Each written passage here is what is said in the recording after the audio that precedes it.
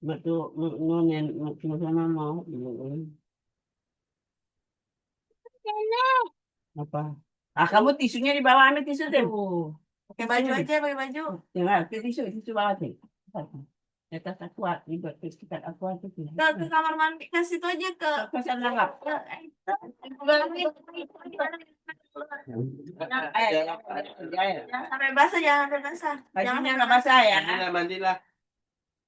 Assalamualaikum warahmatullahi wabarakatuh. Innal hamdalillah nahmaduhu wa nasta'inuhu wa nastaghfiruh wa na'udzu billahi min shururi anfusina wa min sayyiati a'malina. Man yahdihillahu fala mudilla lahu wa man yudlil fala hadiya lahu. Asyhadu an la ilaha illallah wahdahu la syarika lahu wa asyhadu anna Muhammadan abduhu wa rasuluh. Wallahu ta'ala Al-Qur'anul Karim. A'udzu billahi minasyaitonir rajim. Bismillahirrahmanirrahim. Ya ayyuhalladzina amanu taqullaha wa tanzuru nafsun ma qaddamat lighad.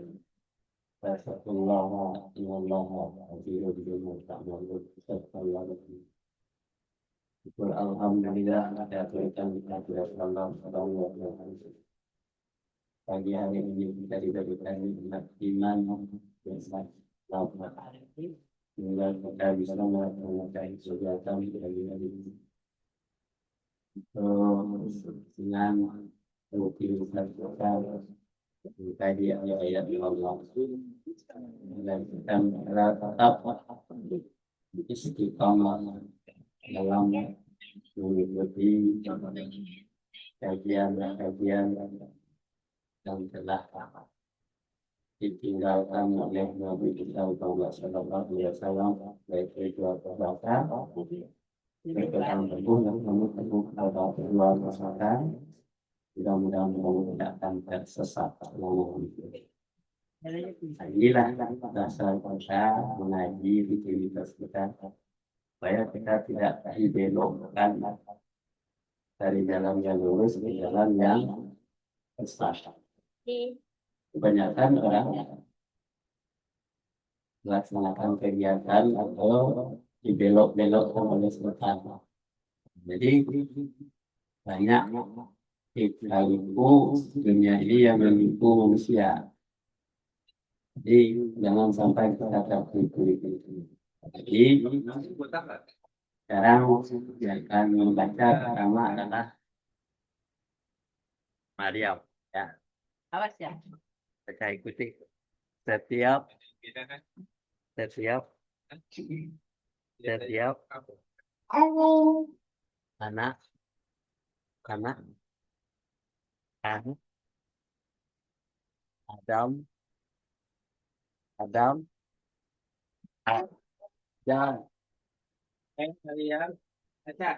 Adam Adam melakukan dosa. Ya, sedangkan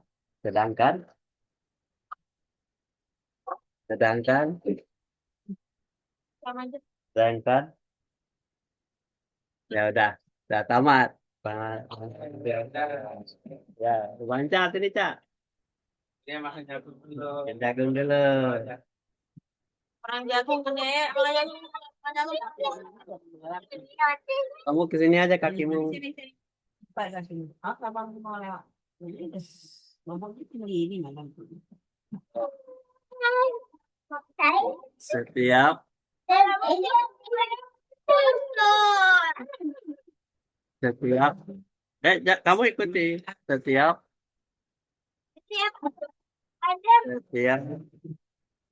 ikuti anak Adam melakukan dosa, sedangkan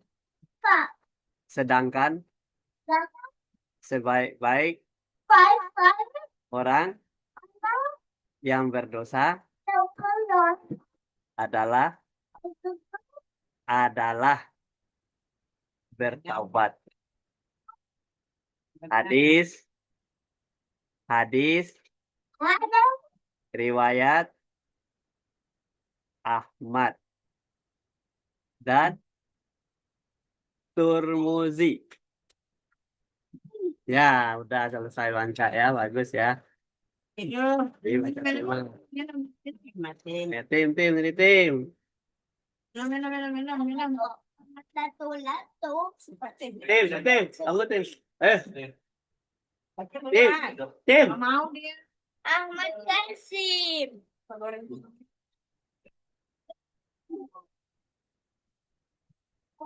Ahmad Ahmad Lato.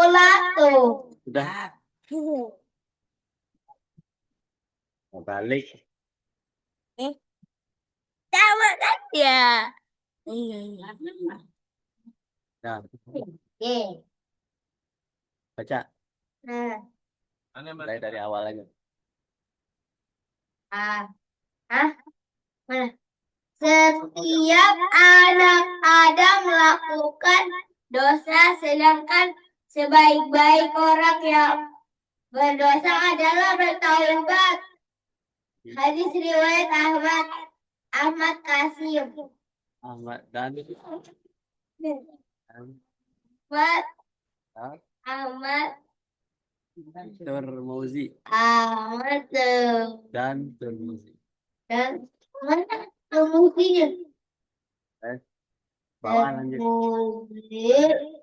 Turmuzinya di mana? Nah ini Nabi. Nabi Sallallahu Alaihi Wasallam bersabda, Allah lebih senang kepada orang yang bertaubat daripada orang meneruskan minum. Orang yang mandul lalu punya anak, orang yang kasar lalu menemukan jalan. Barang siapa yang bertaubat kepada Allah dan tobat yang tempat dalam tanah kubur terhadap kesalahan Ahmad Kasim. Orang yang tobat dan dosa-dosanya. Hadis riwayat Ibnu Abbas Ahmad Kasim. Udah selesai.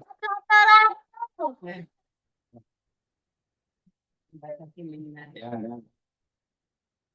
dibaca oleh Maryam, Banca dan Hatim. Setiap anak Adam itu melakukan dosa. Jadi jangan dianggap kita tidak pernah berdosa. Ya, kita harus sadar bahwa setiap anak Adam. Jadi mulai dari anak Adam aja sampai anak cucunya berdosa. Sedangkan sebaik-baik orang yang berdosa. Nah, kalau orang yang berdosa itu baiknya adalah bertobat. Kalau dia tidak bertobat, dia akan selalu bergelimang dengan dosa. Nabi Shallallahu Alaihi Wasallam bersabda, Allah lebih senang kepada orang yang bertaubat. Jadi kalau kita ingin disenangi oleh Allah, bertaubat dari dosa itu. Daripada orang yang meneruskan minum. Nah, orang kadang-kadang berdosa dan minum, mabuk-mabukan. Nah, dan orang yang mandul lalu punya anak. Orang mandul dianggap itu yang saya tidak mungkin punya anak. Tapi bagi Allah mudah. Karena ya sadar bahwa yang mengendalikan manusia itu, alam semesta itu adalah Allah. Orang yang kesasar, yang tersasar nih kemana-mana tidak tahu jalan, lalu menemukan jalan. Jadi barang siapa yang bertobat kepada Allah dengan tobat yang baik, ya Allah bertobat itu adalah tobat yang baik. Maka malaikat lupa. Malaikat yang mengawasi amal tersebut, rakib dan atid itu lupa dia.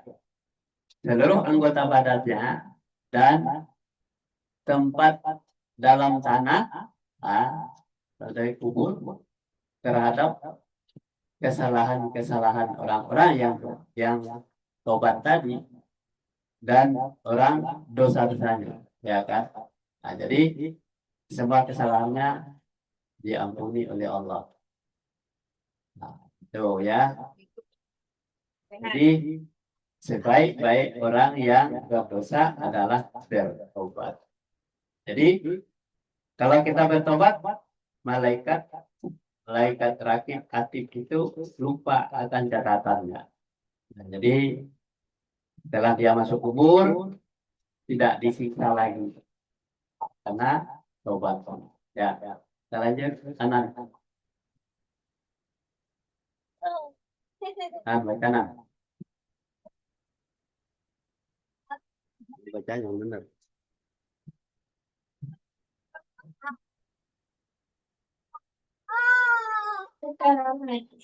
Malaikat Munkar Nakir dan Kubur tidak akan menyiksa orang yang bertobat.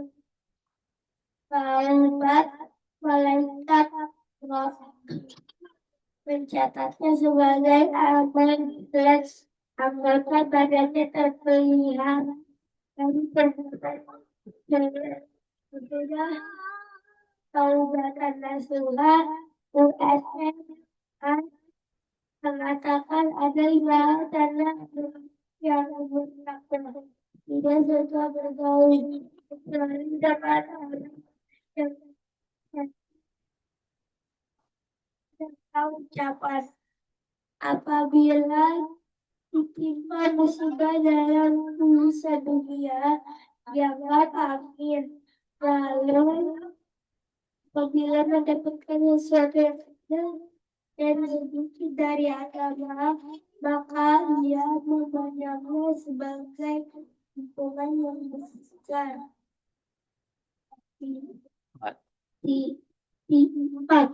Tidak suka melalui kecuali dengan pengetahuan halal khawatir masuk ke dalam haram merasakan baik kepada orang lain berkata dirinya telah selamat karena dosa. Ya, Bang Anan sudah tingkat asisten dosen dari Bang ini. Ya, bagus bacaannya. Jadi keterangan malaikat Munkar Nakir dan kubur. Di kubur itu kan ada azab di sana. Ada malaikat Munkar Nakir kalau orang sudah mati termasuk kubur itu tidak akan menyiksa, orang-orang yang bertobat tadi. Jadi orang yang bertobat, malaikat ratib yang mencatat sebagai amal jelek, yang mereka ratib itu amal jelek tuh. Kalau mereka atib yang baik ya, ratib dan atib. Nah, jadi atib itu amal jelek itu ada di catatan semua. Setiap orang berdosa ada catatan. Nah, anggota badannya terpelihara dari perbuatan jelek tadi yang dicatat oleh mereka atib tadi ya. Sesudah taubat nasuha. Tobat nasuha itu harus tobat sebenar-benar tobat ke dalam tobat yang baik. Ya. Nah, jadi itu dari Utsman mengatakan ada 5 hal tanda-tanda orang yang bertakwa. 5 hal. 1, tidak suka bergaul kecuali dengan orang yang saleh, memelihara kehormatan serta ucapannya. Jadi kalau kita berbicara bergaul itu dipilih-pilih orangnya, dengan semua orang kita bergaul, tapi bergaul hanya dengan orang yang saleh saja supaya kita meniru ucapan ya perbuatannya seperti apa. Menjaga kehormatan itu adalah dari kebiasaan kita untuk bergaul dengan orang-orang baik, orang yang saleh. Yang kedua, apabila dia ditimpa musibah, di orang yang bertobat tadi dalam urusan dunia dianggap angin lalu saja. Jadi timpa musibah ini pasti ini saya cobaan dari setan. Maka dianggap angin lalu, tidak dimasukkan dalam hati. Kalau dimasukkan hati nanti kita akan susah sendiri. Angin lalu itu masalah dunia ya. Apabila mendapatkan sesuatu yang kecil sedikit dari agama, maka dia memandangnya sebagai keuntungan yang besar. Jadi itulah pesan yang disampaikan kepada kita dari kajian tadi. Dapat kecil dari urusan agama, kita baca ayat Al-Quran, kita dengarkan Ustadz kajiannya yang benar, ya kita simpan, itu adalah yang memandangnya sebagai sesuatu keuntungan yang besar. Ada perubahan, ya. Dari kemarin kita tidak tahu apa-apa, sekarang ketemu dengan Ustadz atau siapapun orang baik, orang yang saleh tadi, kita dapat nasihat dari dia, kita anggap sesuatu yang besar. Kemudian tidak suka, yang keempat tidak suka perutnya kecuali dengan makanan yang halal, karena khawatir masuk barang-barang yang halal. Jadi kalau kita makan mengenyangkan perut kita, memenuhi perut kita itu, ya kecuali dengan makanan yang halal. Karena kalau kita memakan makanan haram, nanti kita juga berdosa. Yang kelima, berprasangka baik. Nah, ini kita yang selalu lupa. Berprasangka baik. Kadang-kadang kita melihat orang, kita berprasangka jelek sama orang itu. Nah, karena dosa-dosa kita tadi, ya, berprasangka baik kepada orang yang lain. Memandang dirinya telah celaka karena dosa. Nah, jadi ini yang paling sulit.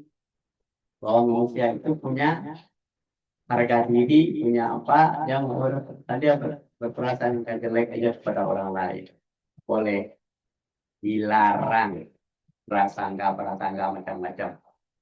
Memandang dirinya itu lebih celaka karena dosa.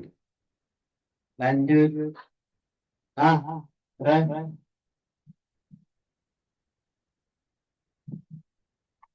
Ali RA berkata, apabila tidak ada 5 sifat yang tertera pada diri manusia, niscaya seluruh manusia menjadi soleh, yaitu merasa senang dengan kebodohan, tamak akan dunia, bakhil dengan kelebihan hartanya, ria dalam beramal, dan membanggakan diri.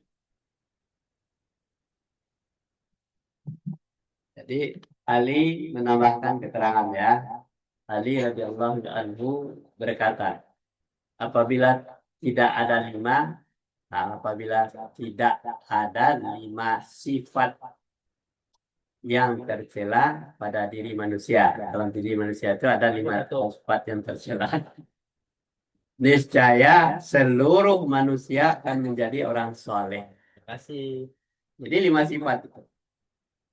Merasa senang dengan kebodohan. Jadi orang tidak mau belajar, dia senang. Kenapa? Karena enak bodoh, kalau belajar itu susah. Ya kan? Mendapatkan sesuatu itu dari belajar itu susah. Membaca buku, harus pergi ke sekolah, harus mendengarkan kajian, harus ngaji lagi. Itu rasanya susah. Jadi dia memelihara kebodohan itu. Ya, orang yang seperti sifat-sifat yang tadi, sifat yang jelek, ya. Tamak akan dunia. Dia mencari dunia aja. Udah dapat ini, ingin itu lagi, ingin macam-macam lagi. Udah dapat jabatan, ingin kaya lagi, korupsi lagi, menghibur lagi, ya, membohongi orang lagi. Sehingga dia mengumpulkan harta sebanyak-banyaknya. Itu namanya tamak. Ya. Terbukti di anggota dewan kita sekarang ini yang sudah digaji besar, dapat pensiun lagi cuma 5 tahun. Orang yang bertahun-tahun jadi guru, jadi pegawai, gajinya kecil, dapat pensiun ya wajar, tetap kecil lagi pensiun. Kalau anggota dewan, lama 5 tahun cuma dapat pensiun sampai mati. Ini kan sesuatu hal tidak adil, ya. Ini orang yang tamak. Kemudian bakhil dengan kelebihan hartanya.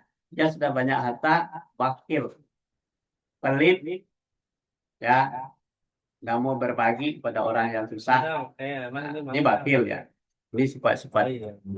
Kemudian ada ria dalam beramal, sedikit membantu orang, menganggap itu adalah sesuatu Iya, iya. amal yang disiarkan. Wah, Pak Dewan bicara, kita tidak perlu bantuan dari luar negeri karena itu hanya cukup dalam diri sendiri, dalam negeri sendiri.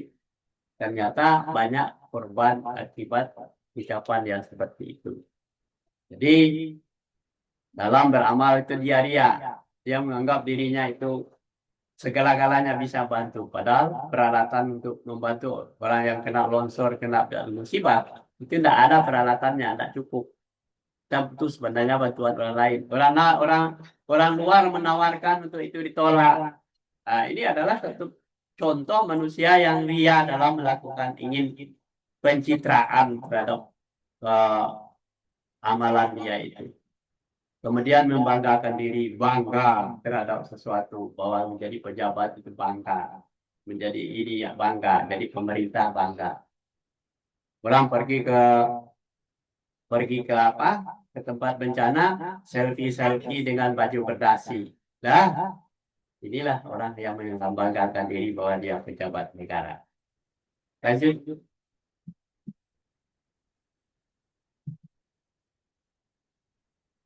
Manusia yang paling berat siksaannya pada hari kiamat nanti ialah orang yang memperhatikan kepada orang lain dan menyebut bahwa diri hanya melakukan kebaikan, padahal kebaikannya itu tidak ada,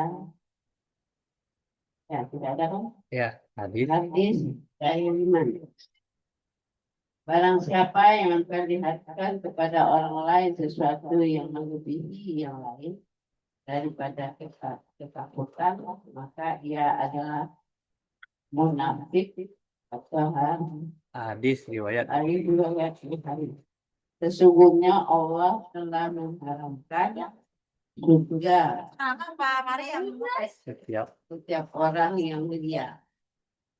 Ya. Maryam itu. Manusia yang paling berat siksaannya, jadi manusia itu yang berdosa itu berat siksaannya pada hari kiamat nanti ialah orang yang memperlihatkan kepada orang lain bahwa dirinya banyak melakukan kebaikan. Itu namanya ria.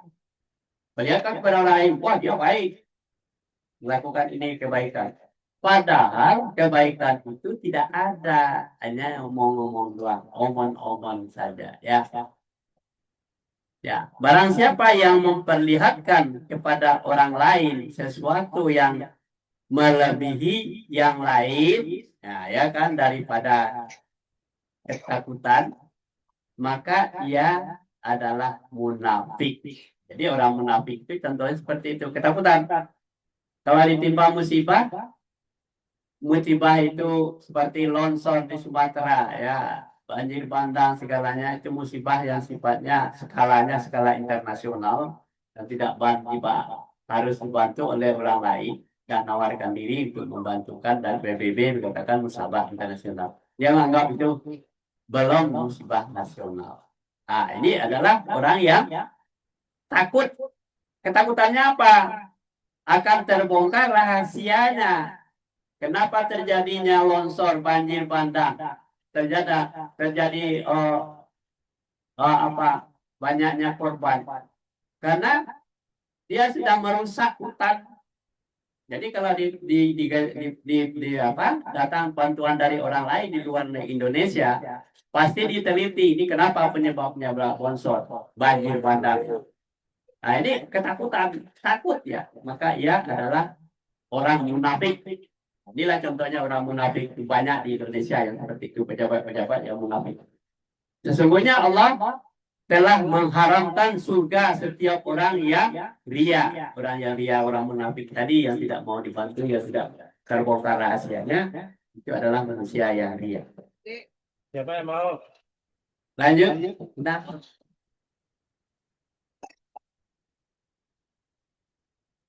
Jumhur ulama mengatakan bahwa Allah Dulu ya. Memuliakan. Cam, cam, cam, cam. Maju, Cam, maju.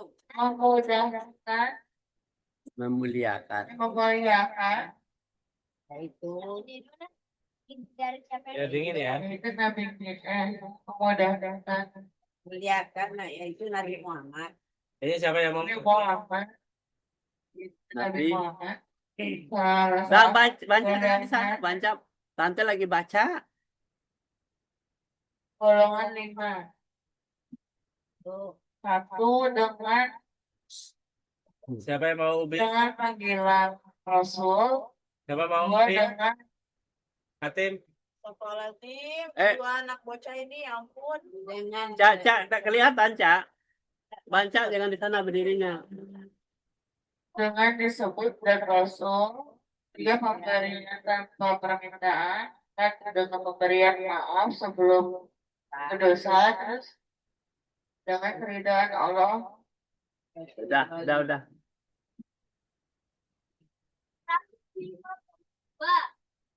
Ya, jumhur ulama radhiyallahu anhum mengatakan bahwa Allah Ta'ala memuliakan nabinya, yaitu Nabi Muhammad SAW dimuliakan oleh Allah dengan 5 kemuliaan, yaitu dengan panggilan Rasul. Rasul, ya Rasul. Dia tidak langsung menyebutkan Muhammad, tapi adalah panggilan Rasul. Dengan disebut dengan zat Rasul, ya zat Rasul, Allah memuliakan. Kemudian pemberian tanpa permintaan. Allah Muhammad itu belum meminta kemuliaannya itu tanpa meminta. Nah, dengan pemberian maaf sebelum berdosa itu dimuliakan. Ya, kita maaf. Ya, kebanyakan orang yang tak suka minta maaf belum berdosa. Dengan keridaan Allah. Minta maaf itu dengan ridha Allah. Kita lanjut. Baca. Makanya turun. ya, Juno. Ya, baca tuh. Ya, baca. Baca, aku makan ubi. Ayah, baca. Kita lagi di PKP. Udah. PKP. Naik apa? Ubi. Dah, baca tuh. Main laptop. Main laptop. Ya.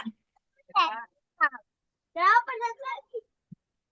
Pak, panggilan Rasul maksudnya bahwa Allah memanggil Nabi Muhammad dengan gelar kerasulan. Allah tidak memanggilnya dengan nama langsung seperti Allah memanggil nabi-nabi yang lainnya seperti Adam. Ya Adam, Nuh, Ibrahim, dan sebagainya. Yang dimaksud dengan ismi atau zat Rasul yaitu apabila Nabi berdoa maka Allah mengabulkannya dengan wasilah zat diri Rasul dan Allah tidak berbuat yang demikian terhadap nabi-nabi yang lain. Pemberian tanpa permintaan maksudnya Allah memberikan sesuatu kepada Nabi Muhammad tanpa meminta terlebih dahulu. Yang dimaksud dengan al-khatau, Allah memberikan maaf kepada Nabi Muhammad belum adanya dosa. Allah berfirman, afallahu anka. Allah telah memaafkanmu. Ridho maksudnya Allah tidak menolak Nabi Muhammad pada fidyahnya, sedekahnya atau nafkahnya, dan Allah telah menolak Nabi yang lain sesuai dengan hadis Nabi. Ya. Gitu. Jadi panggilan Rasul maksudnya, ya Allah memuliakan Rasul itu dipanggilnya Rasul, bahwa Allah itu memanggil Nabi Muhammad dengan gelar kerasulan. Kenapa disebut Rasul? Adalah utusan Allah. Jadi kalau diutus oleh Allah ke muka bumi itu menjadi rahmat bagi semesta alam. Itu namanya Rasul. utusan. Jangan. Nah, dia tidak memanggilnya dengan nama Muhammad, tetapi panggil Rasul. Utusan itu ada. Wakil itu ada di bumi, adalah Rasul. Ya, langsung seperti Allah memanggil, tidak langsung memanggil seperti nabi-nabi yang lain, seperti Nabi Adam, ya kan, Nabi Nuh, Ibrahim dan sebagainya. Jadi itulah kemuliaan yang diberikan kepada Nabi Muhammad SAW di atas. Wahai Rasul, wahai zat Rasul. Nah, jadi yang dimaksud dengan jismi itu zat Rasul. Jismi itu zat bahasa Arab ya. Yaitu apabila Nabi berdoa, maka Allah mengabulkannya. Jadi satu kali doa saja Nabi, Allah langsung mengabulkan dengan wasilah zat diri Rasul sendiri yang berdoa langsung dikabulkan oleh Allah. Dan Allah tidak berbuat yang demikian terhadap nabi-nabi yang lain. Itulah keunggulannya Nabi Muhammad SAW. Kalau berdoa langsung dikabulkan. Jadi pemberian tanpa permintaan maksudnya Allah memberikan sesuatu kepada Nabi Muhammad tanpa minta. Nabi tidak minta-minta dia, tapi Allah memberikan lebih dahulu. Jadi ini keunggulan Nabi. Nah, yang dimaksud dengan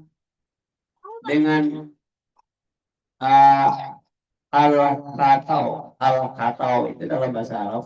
Allah memberikan maaf kepada Nabi Muhammad sebelum Dibuang. adanya dosa Allah. Nah, dosa.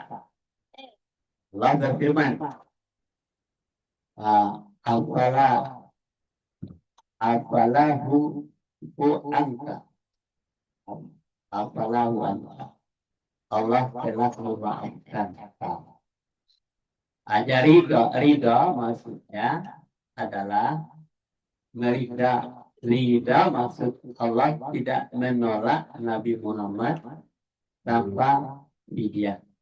Nah, pada fidyahnya tidak ditolak, sedekahnya dan nafkahnya, dan Allah pernah menolak Nabi yang lain sesuai dengan hadis Nabi.